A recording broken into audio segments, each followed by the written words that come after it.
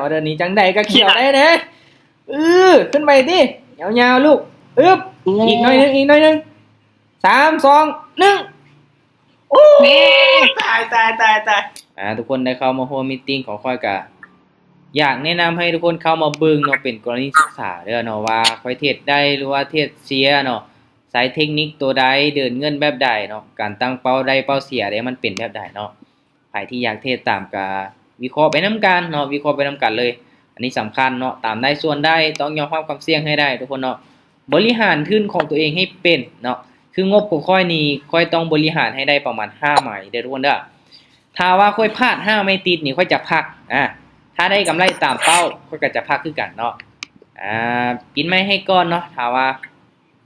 ปิดไม่ให้ก่อนก็ได้เนาะมีเสียงสะท้อนหน่อยนึงเด้อ มาคือสวิงแฮงเด้อทุกคนเห็นบ่เบิ่งแทงเทียนน่ะถ้าว่าเจอกราฟแบบนี้นี่อันตรายเด้อทุกคนเด้อเนาะอันตรายอยู่ได้เนาะอันตรายอยู่มาเดี๋ยวมาเบิ่งนำกันเนาะสำหรับการเดินเงินค่อยจะแปลเดือนละ15เหรียญเด้ออย่างน้อยก็ได้50เหรียญในรอบนี้ก็ถือว่า 10% แล้วเนาะก็พอใจทุกคนเนาะเดี๋ยวมาเบิ่งนำกันว่าค่อยจะเฮ็ดได้บ่ออเดอร์ต่อไปจะเป็นออเดอร์แรกเด้อทุกคนเด้อเนาะแฮงซื้อนี่เริ่มผลักดันราคาขึ้นมาค่อนข้างที่จะแห้งแล้วทุกคนเนาะผลักดันราคาขึ้นมาหลายขนาดเนาะโอเคสังเกตเบิ่งย้อนหลังเนาะกลับตู่ขึ้นไปเนาะโอเค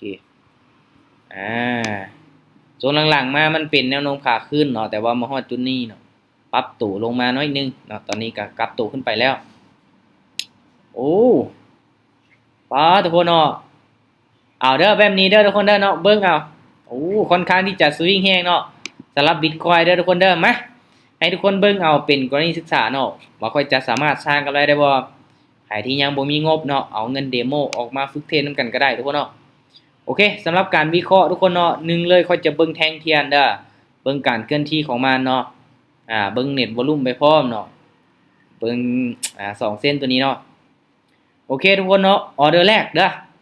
ค่อยจะตามซื้อเด้อออเดอร์แรกค่อยจะตามซื้อขึ้นไปเลยลองเบิ่งเนาะเน็ตวอลุ่มนี่ซีลงมาเด้อทุกคนเด้อเนาะเน็ตวอลุ่มซีลงมาแต่ว่ามันบ่ชัดเจนปานใดเนาะออเดอร์นี้รู้สึกว่ายังมีโอกาสขึ้นไปต่อเนาะเพราะว่าไส้เทียนมันอยู่เทิงเนาะทุกคนเนาะมาเบิ่งนํกันว่ามันสิขึ้นเป็นขาขึ้นงามๆให้เฮาได้บ่ตอนนี้นี่เขียวมาหลายไม้ล่ะงามๆลูกงามออเดอร์แรกแห้งมากเนาะน่าจะบ่มีปัญหาเว้ยวินงามๆล่ะออเดอร์นี้ทุกคนเนาะโอเคสวยออเดอร์แรกแห้งมากเนาะโอเคไปกันต่อทุกคนถ้าไม่ติดกันลองดูถ้าไม่ติดว่ามาต้องรอมังกรเด้อต้องรอมังกรสิได้บ่ออเดอร์แรกเดี๋ยวมาเบิ่งนำกันแฮงซื้อมาหลายเนาะยังบ่จับเนาะออเดอร์นี้โอเคทุกคนเนาะออเดอร์นี้มาตามขายบ้านนึงเด้อตามขายบ้านนึงตามเน็ตวอลุ่มไปลองเบิ่งมันขึ้นสูงเนาะออเดอร์นี้เนาะพยายามมันพักตัวลงมาเนาะแต่ว่ามันยังบ่จำเด้อเห็นบ่ขึ้นมานี่ยังบ่จำคักเนาะแต่ว่าออเดอร์นี้มันค่อนข้างที่จะขึ้นมาสูงนะมาเบิ่งนำกันว่ามันมีโอกาสพักตัวลงมาแดงเฮาได้บ่เพราะว่าเน็ตวอลุ่มก็ซีขึ้นเนาะมาตามเน็ตวอลุ่มไปออเดอร์นี้ลงมาติขึ้นไปยาวขนาดนี้ล่ะปกติมันขึ้นมายาวนี่มันต้องพักตัวแดงก่อนเนาะนิ่งเลยลูกสั่นแล้วบ่โอเคลงมายาวๆนิ่งไว้สวย2ออเดอร์แรกแห้งมาทุกคนเนาะมาไปกันต่อได้ตามเป้าเฮาก็พักเนาะเฮาพอใจแล้วเด้เนาะเอาแบบสบายใจแนวการเทรดนี่บ่ต้องกดดันนี่หยังหลายเด้อทุกคนเด้อมักแบบสบายใจเนาะได้แล้วก็พักเนาะมาปรับเงินไปต่อออเดอร์นี้เด้อถ้าเฮาสังเกตเบิ่งเน็ตวอลุ่มเห็นบ่เส้นมันสีลงมาโอเคตามซื้อออเดอร์นี้ถ้าว่าบ่มีหยังผิดพลาดตามซื้อเลยเดี๋ยวมาเบิ่งนำกันเด้อว่ามันสิได้ผลบ่เนาะเพราะว่า2ออเดอร์ก่อนหน้านี้เฮาเข้าไปตามเน็ตวอลุ่มนี่ค่อนข้างได้ผลเด้อเนาะมาเบิ่งนำกันทุกคนเนาะออเดอร์นี้เด้อถ้าว่าส่วนหลายแล้วเนาะมันเป็นเทรนขาขึ้นเนาะลงมาพักตัว2แดงจังซี่นี่มันจะขึ้นต่อเนาะถ้าว่ามันเป็นแนวโน้มขาขึ้นมันจะขึ้นต่อเนาะมางามออเดอร์นี้งามล่ะสวยโอเคตั้งไปกับแบงค์เป็นจัดอีก2ไม้จ้ะอีก2ไม้ว่าได้5ไม่ติดเนาะได้เปิดกล้องของขวัญนี่มาเบิ่งนำกันสิเฮ็ดได้บ่ โอเคมาไปต่อกำไร42เหรียญแล้วเด้เนาะแป๊บเดียวก็สิฮอด50บ่เด้เนาะมาออเดอร์นี้เอาอีกมึงดูเน็ตวอลลุ่มมันสิเอา5ไม่ติดให้เฮาได้บ่เนาะเพราะว่าก่อนหน้านี้ก็มีแต่วิเคราะห์จากเน็ตวอลลุ่มตัวนี้เนาะมีโอกาสเปลี่ยนไปได้ออเดอร์นี้โอเคเนาะตามซื้อเด้อออเดอร์นี้ตามซื้อเด้อเน็ตวอลลุ่มตีลงเนาะมามันจะสลับขึ้นไปให้เฮาได้บ่ลงมาแดงยาวจังซี่ก็อันตรายอยู่เนาะ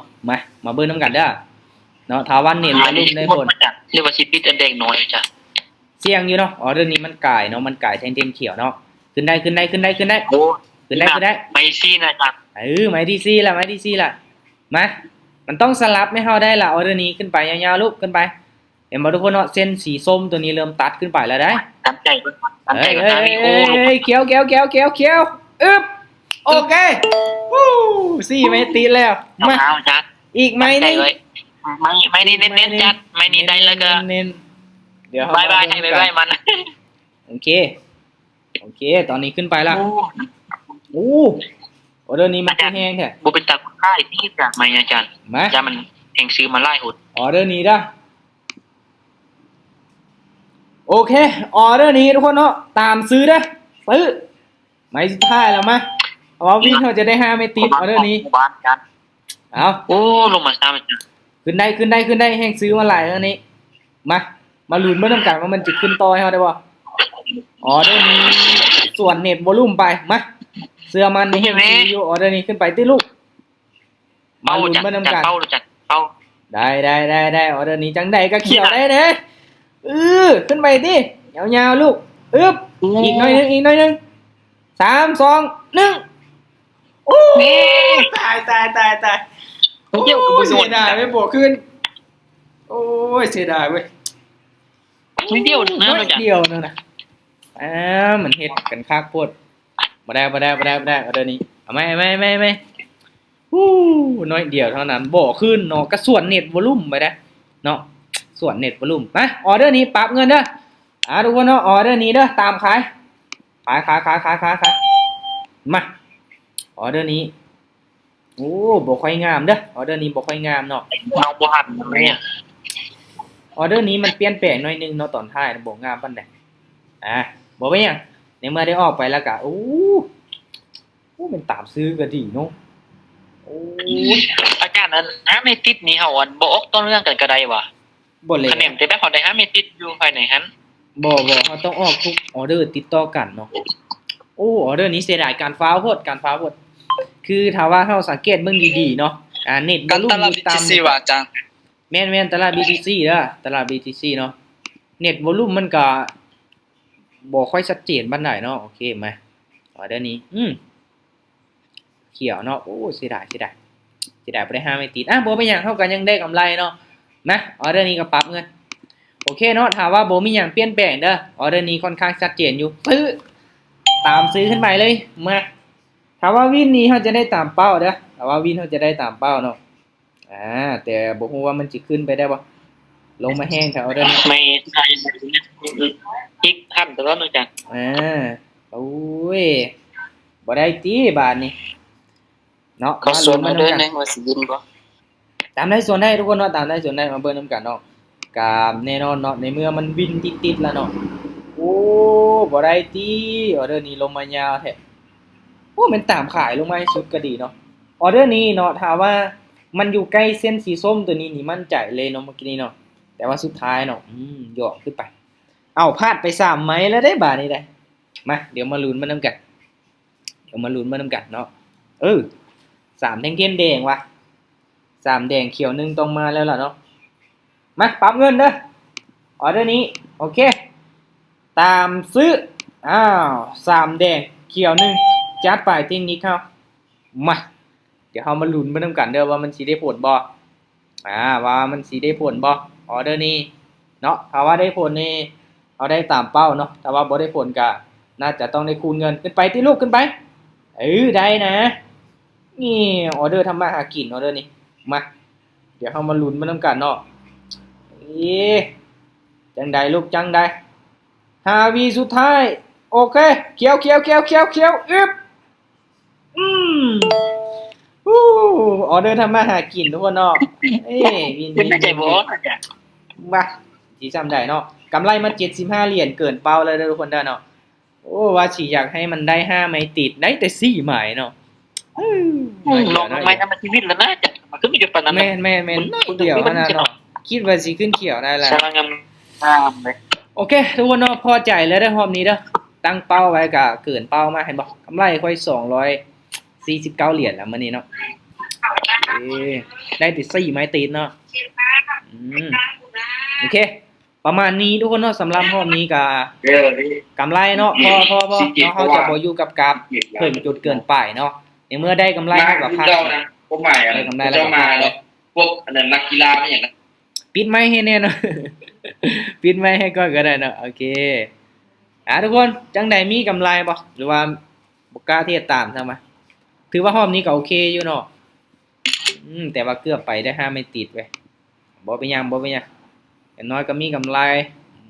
โอเค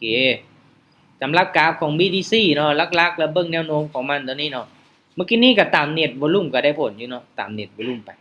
ได้ผลเนาะออเดอร์นี้ส่วนมันไปน้อยนึงก็เลยพลาดไปเนาะตามเป้าทุกคนตามเป้า15เหรียญ30 60แล้วก็130เนาะออเดอร์นี้เนาะวินโอเคกำไรเท่านี้ทุกคนเนาะสำหรับรอบนี้ถือว่าเอาไว้ประมาณนี้ได้เนาะบ่ต้องเทศถึงจุดเกินไปเนาะได้กำไรแล้วก็พักเนาะถอนเนาะไผที่ว่าได้ระบบถอนบางเทื่อก็เสียได้เนาะไผที่ยังหักห้ามใจตัวเองบ่ได้นะเนาะ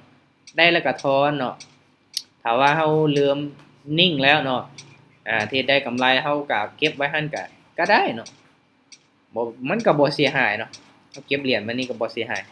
ถ้าว่าเฮาบ่เอาไปall inได้เนาะห้ามall inได้เนาะได้กำไรแล้วห้ามall in น้องกันตามฮอตยักกัน70ขึ้นไปฮอต400จ้ะ ว่า แล้ววันนี้คัดขึ้นว่าแม่นเราน้องเอาออกมา50เหรียญนะแล้ววันนี้มาติดลบ50เหรียญนั้นน้องจะแกนฮอตทีน50เหรียญนั้นนะ ไปมาเฮ็ดกำไรกันที่ว่าปลายมาหันจะมืด โอ้เสียดายเนาะเทศไปหลายก็ถอนต้นทุนออกไว้เนาะบ่เป็นหยังอย่างน้อยเฮาก็เทศเก่งได้ปันจากงบน้อยขึ้นไปหลายขนาดนั้นเนาะบ่ธรรมดาเนี่ยโอเคมาโอเคเนาะเอาไว้เป็นรอบหน้าเด้อเนาะบางเทื่อรอบดึกก็อาจจะมีเนาะเดี๋ยวถ้าว่ามีค่อยจะแจ้งลงไปเด้อเนาะโอเคมาคราวนี้ขอบใจทุกคนที่เข้ามาร่วมเด้อทุกคนเด้อเนาะตั้งใจฝึกฝนตั้งใจศึกษาให้มันดีๆเนาะผลตอบแทนที่ว่ามันสูงความเสี่ยงก็ยิ่งสูงตามเด้อเนาะทั้งนั้นก็ตั้งใจศึกษาฝึกฝนฝึกเทรดเนาะให้มีอัตราการชนะสูงเนาะให้วินรัวๆเลยเนาะเป็นการดีเนาะบ๊ายบายทุกคนบ๊ายบายสำหรับรอบนี้